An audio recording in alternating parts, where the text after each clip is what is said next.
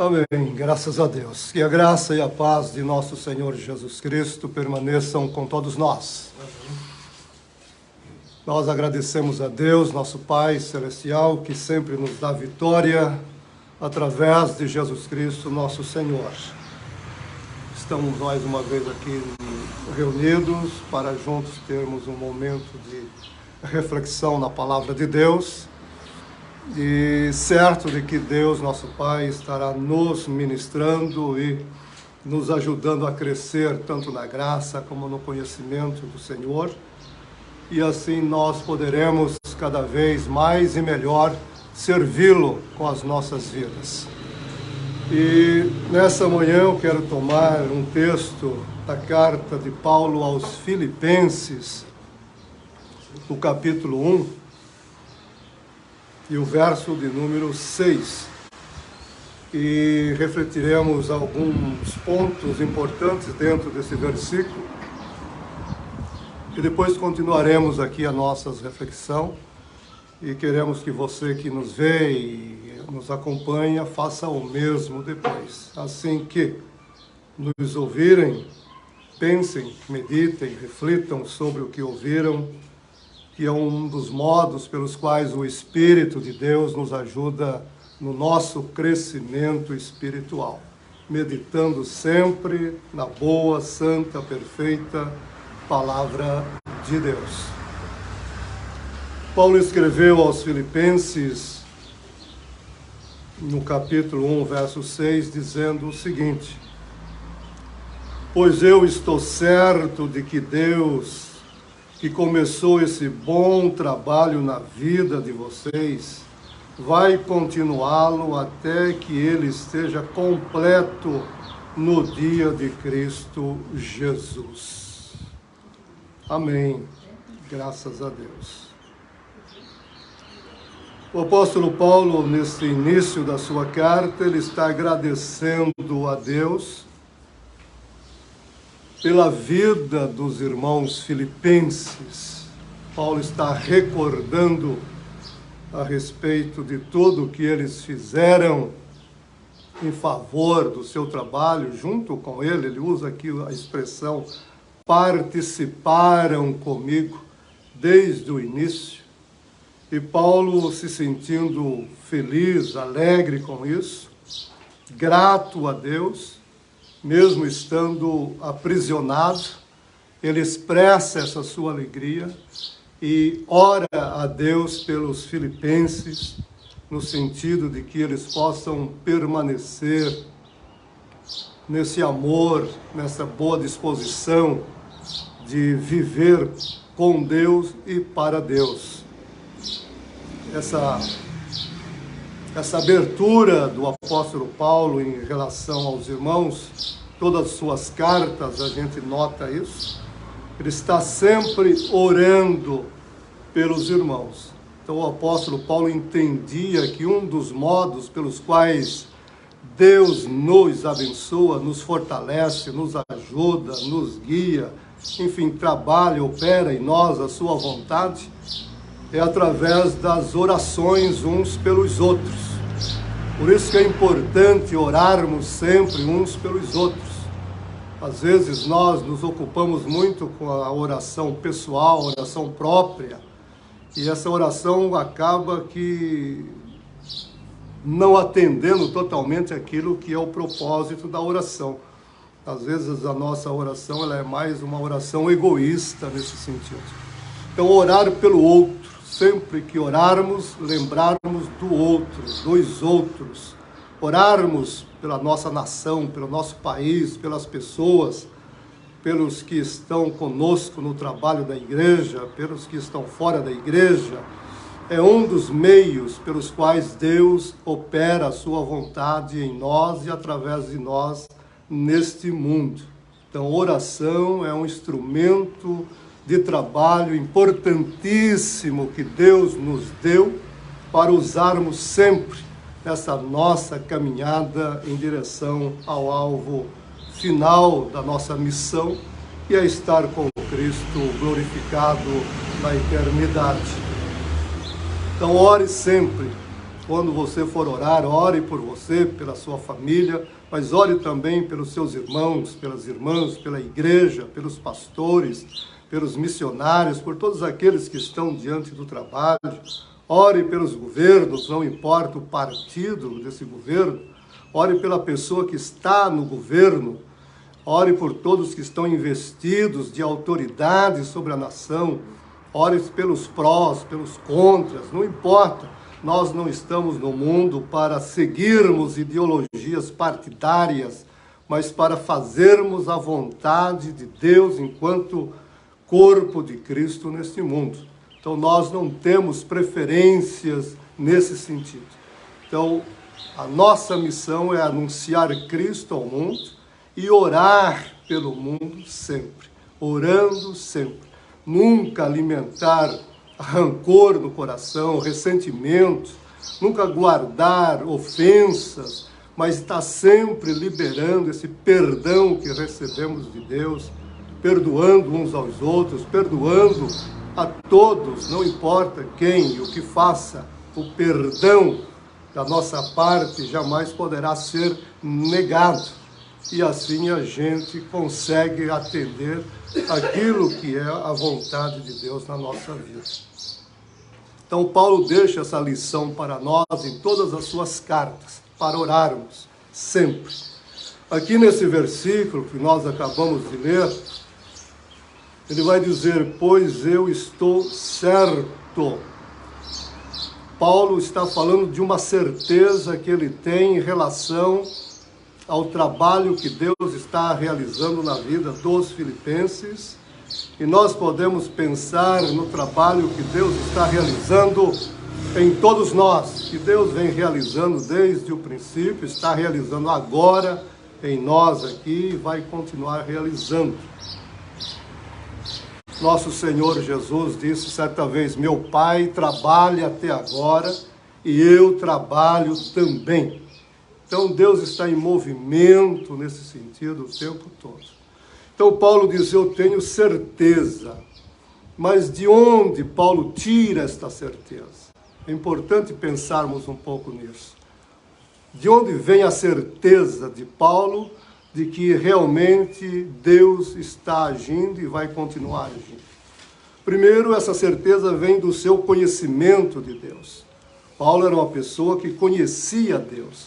Sendo judeu, nascido em casa de judeus, ensinado por pais judeus a respeito de Yahvé desde a sua infância, ele entendeu essa realidade de um ser divino que está sempre presente na vida de Israel, primeiramente do povo de Israel, na vida da família do povo de Israel, atuando em favor do povo para aquilo que é o propósito dele, em favor do povo e através do povo. Então Paulo nunca teve dúvida a respeito da fidelidade de Deus, do amor de Deus, do poder de Deus, da graça de Deus. Então Paulo conhecia Deus desde a sua infância. Ele aprendeu isso na sua própria casa. E esse conhecimento de Paulo a respeito de Deus, ele era bastante restrito, primeiramente, à visão judaica de Deus. E quando Paulo tem o seu encontro com Cristo, quando ele, no caminho de Damasco, tem aquela visão do Senhor falando com ele, então ali ele aprende algo que até então ele desconhecia, que aquele homem chamado Jesus de Nazaré era realmente o Messias, era a esperança de Israel, era a promessa divina para o povo judeu. Então, nesse encontro, ele percebe que o homem Jesus de Nazaré é o Messias e que, portanto, aquilo que eles, judeu e todos os judeus, esperavam, já havia acontecido. O Messias já havia estado com eles, dentro do tempo em que ele viveu com eles, e que eles não o reconheceram e, portanto, o rejeitaram e até crucificaram o Messias. Mas Paulo entendeu também que o Messias, na sua vinda, ele não atenderia aquilo que era a expectativa primeira dos judeus, que era estabelecer de imediato um reino político e fazer com que Israel se tornasse a grande nação dominadora da terra. Ele entendeu que o Messias, primeiro, como agora sim as Escrituras começam a fazer sentido para ele, o Messias teria que primeiro sofrer, teria que padecer, teria que morrer, teria que dar a sua vida pela redenção, não só dos judeus, mas de toda a humanidade. E assim que ele desse a sua vida em resgate da salvação da humanidade, ele iniciaria a construção ou a edificação da sua igreja. Não do reino, mas da igreja. Ele construiria a sua igreja. E essa igreja estaria anunciando ou testemunhando dessa realidade do Messias no sentido da sua própria edificação.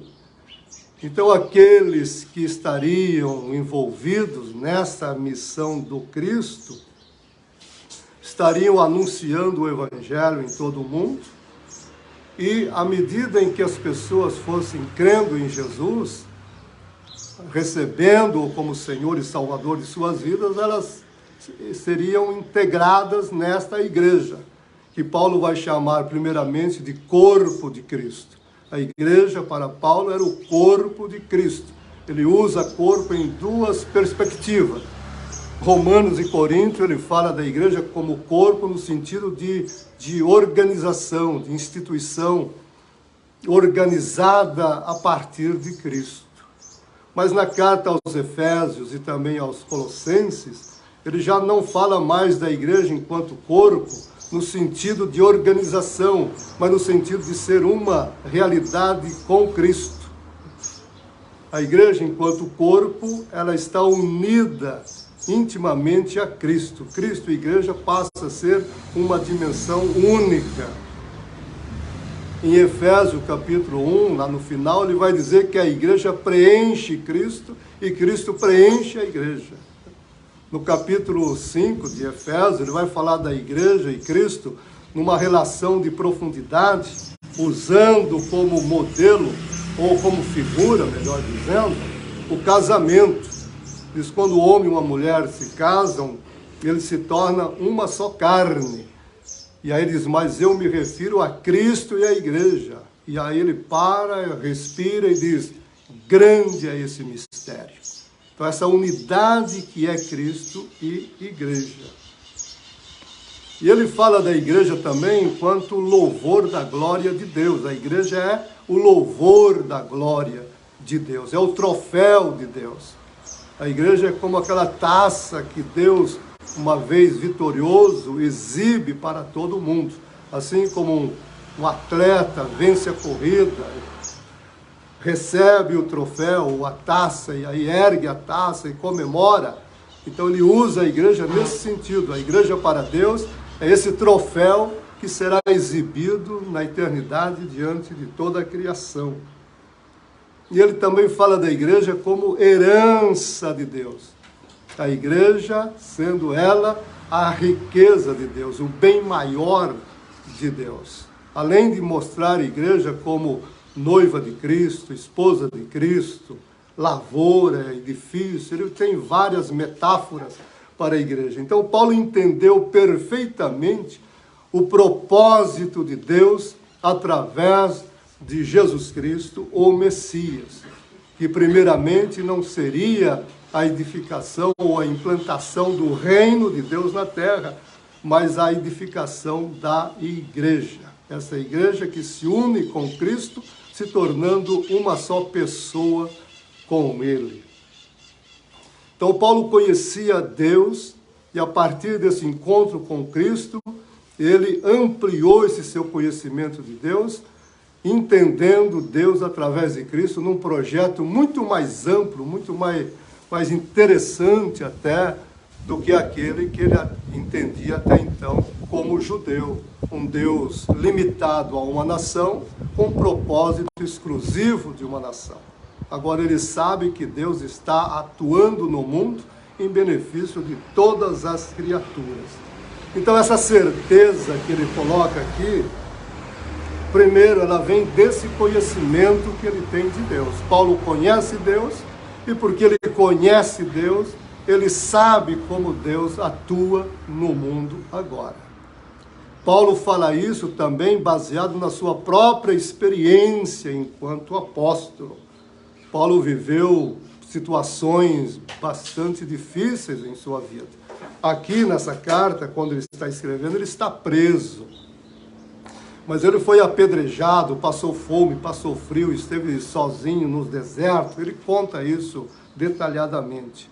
Mas em nenhuma dessas situações aparentemente negativa e até contraditória em relação à sua fé em Deus, ele jamais desanimou, ele jamais duvidou, ele jamais negou a presença de Deus com ele, o conforto de Deus no seu espírito, a atuação de Deus na sua vida e através da sua vida. Ele jamais duvidou de que Deus o havia abandonado em algum momento. Ele entendia. Isso é maravilhoso, isso é glorioso, quando a nossa experiência de Deus nos leva a essas alturas, quando elas nos tira desse cotidiano terreno limitado, quando ela nos tira de nós mesmos, desse egoísmo, às vezes da vaidade nossa, e nos coloca numa dimensão superior.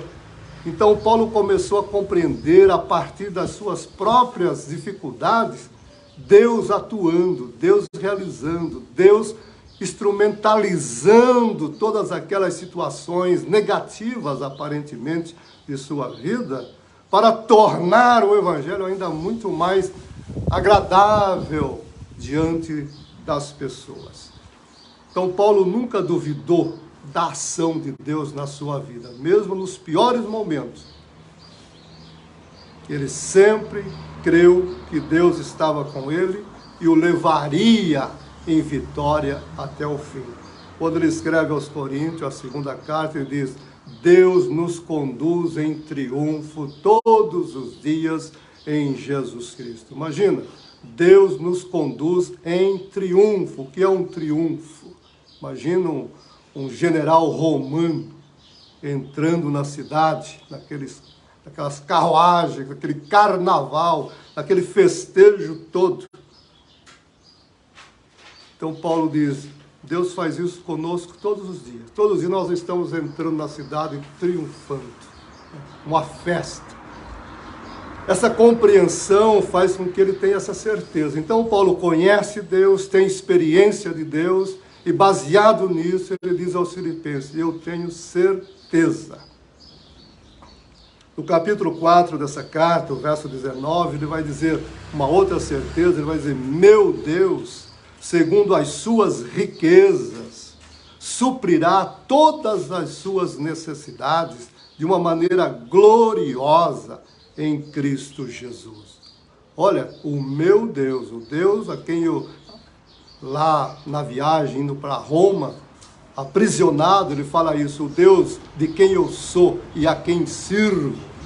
Então ele tem certeza, esse Deus supre as nossas necessidades de maneira gloriosa em Cristo Jesus. Então, primeiramente, a certeza de Paulo vem desse seu conhecimento de Deus e dessa sua experiência de Deus. Segundo, nós podemos perceber aqui no contexto, é essa boa disposição dos filipenses. Os filipenses participam com Paulo no seu trabalho. Algumas traduções costumam trazer a palavra coopera, mas a palavra cooperar não atende o que ele diz aqui. A palavra mais correta na tradução é essa que a linguagem de hoje usa: participam. Participar é estar junto, ativamente, vivendo aquela situação, vivendo aquilo que ele está vivendo. Então, o trabalho de Paulo, a pregação de Paulo, tudo que ele viveu, os filipenses sempre estiveram participando com ele. Essa boa disposição de estar junto, nesse sentido do realizar, do fazer a obra de Deus. Paulo até entendeu que os filipenses haviam recebido uma graça diferente. Caio Fábio, nos seus tempos áureos, pregou e escreveu sobre essa graça, a graça que ninguém quer, a graça que ninguém deseja, que é a graça de sofrer por Jesus Cristo. Ter graça para sofrer por Jesus Cristo. Então ele entendeu que os filipenses viviam essa realidade e essa disposição deles, esse modo de ser deles, essa entrega, essa rendição, era a prova do trabalho de Deus na vida deles. Então Paulo diz, eu tenho certeza. Primeiro, porque eu conheço Deus e tenho experiência de Deus. Segundo, porque vocês mesmos estão dando prova dessa verdade. Então, primeiro, esse ponto que eu queria deixar aqui para nós meditarmos nesta manhã. Pois eu estou certo de que Deus, que começou esse bom trabalho na vida de vocês. Que trabalho Deus começou na nossa vida? Ele chama aqui de bom trabalho. Qual é o bom trabalho que Deus começou na vida de cada um de nós? O primeiro trabalho de Deus na nossa vida é o trabalho da nossa existência. Nós não existimos por nós mesmos. Nós não existimos porque queremos existir. A nossa existência é uma ação livre, independente de Deus. Deus quis nos dar existência. Deus trabalhou para que nós existíssemos. Deus nos tirou de nada e nos deu um ser. E agora existimos. Então, o fato de existirmos já é o trabalho de Deus em nós. É Deus trabalhando nessa nossa existência. Depois, Deus começou a trabalhar em nosso favor, no sentido de prover para nós tudo aquilo que nós precisamos. Em todo tempo, Deus está trabalhando para que não nos falte coisa alguma. No caso aqui, nós estamos reunidos, respirando esse ar que alimenta o nosso sistema respiratório, circulatório, etc. E tudo isso é providência de Deus, é graça de Deus. Deus nos deu existência e essa nossa existência dependeria desse oxigênio. Então Deus providenciou para que nós o tivéssemos e vivêssemos. Então quando nós respiramos, nós estamos respirando providência de Deus, trabalho de Deus, movimento de Deus. Nós não respiramos simplesmente porque temos um aparelho que nos permite isso. Não, é algo muito maior do que isso. Por trás disso está a ação bondosa, generosa, graciosa de Deus. Então, Deus trabalha para existirmos, Deus trabalha para nos manter existindo. E um trabalho glorioso de Deus é o trabalho da nossa redenção. Deus trabalha para nos redimir, para nos salvar. Deus trabalha para que nós tenhamos, de fato, essa libertação do pecado no qual fomos mergulhados. Para nos tirar desse aprisionamento, da limitação do pecado, do poder do pecado, da destruição do pecado. O próprio Deus trabalhando, Jesus disse, eu trabalho também, vem até nós. Deus eterno entra na história, se fazendo humano como nós, e como homem, ele se dá como preço, pagamento da nossa salvação.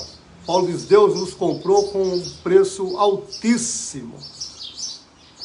Pedro vai dizer, não foi com prata, ouro, essas coisas materiais. Senhor nos comprou com seu sangue precioso, imaculado. Então Deus trabalhou para que fôssemos salvos. A nossa salvação decorre do trabalho de Deus, desse operar glorioso, generoso de Deus. Não é alguma coisa, água com açúcar, que Deus lá do céu diz, sejam salvos. Não, ele veio pagar isso, ele veio sofrer as consequências do pecado de cada um de nós, para que nele nós fôssemos salvos. Então, a nossa salvação é resultado do trabalho de Deus em nosso benefício. Deus está trabalhando para que essa salvação em nós seja aperfeiçoada a cada dia. Paulo diz assim, eu tenho certeza, notem, que Deus, que começou esse bom trabalho na vida de vocês, vai continuá-lo. Ele nunca vai nos deixar no caminho. Aleluia, glória ao nome do Senhor. Deus nunca vai te abandonar, faça você o que fizer.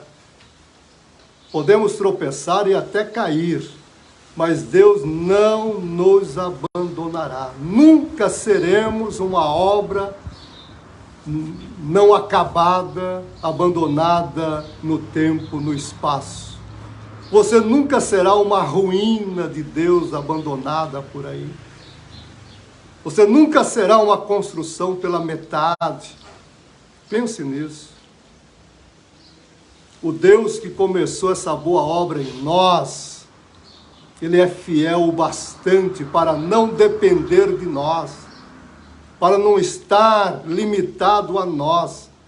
É uma obra dele, inteira dele. Então ele vai concluí-la, ele vai levá-la até o fim. No final nós seremos esse edifício completo, acabado. E esse resultado será glória para Deus, diz o apóstolo Paulo. Então não pense que você será, de repente, abandonado por Deus no meio do caminho, porque você tropeçou aqui, ali, ou fez qualquer coisa, ou então não atendeu plenamente a vontade de Deus na sua vida. Nós estamos o tempo todo nos esforçando para fazermos sempre o melhor nesse sentido. Mas não é isso que garante que Deus vai completar a sua boa obra em nós. Não há nada em nós que dê a Deus essa condição. Essa obra de Deus em nós, ela é incondicional. A salvação vem do Senhor. Isso o salmista, que estava numa outra situação, já entendeu. Então Paulo diz, nós, o plano de Deus será concluído na vida de todos nós. Então não tenha preocupação, não tenha medo, porque no final nós estaremos todos glorificando a Deus na plenitude da nossa vida, da nossa existência, daquilo que é o propósito de Deus para nós. E ele termina esse versículo dizendo, vai continuá-lo até que ele esteja completo no dia de Cristo Jesus. Então o Senhor Jesus vai voltar, aleluia, ele vai voltar, e quando ele voltar, ele vai nos tomar, nós, igreja, primeiramente, para nos glorificar e nos dar um corpo semelhante ao seu corpo glorioso, para habitarmos com eles, para sentarmos com ele no seu trono, para exercermos a função do ser igreja agora numa outra realidade. E quando nós, agora esposa, casado com ele, nessa união eterna com ele, então ele vai estabelecer o seu reino. Agora sim, o reino de Deus será estabelecido.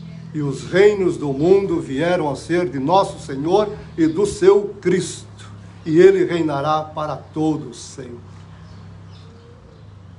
Então o Senhor Jesus voltará e o plano de Deus se completará não só na nossa salvação, mas em tudo aquilo que é o seu desígnio. Então, nesse versículo, nós tomamos aqui rapidamente esses pensamentos.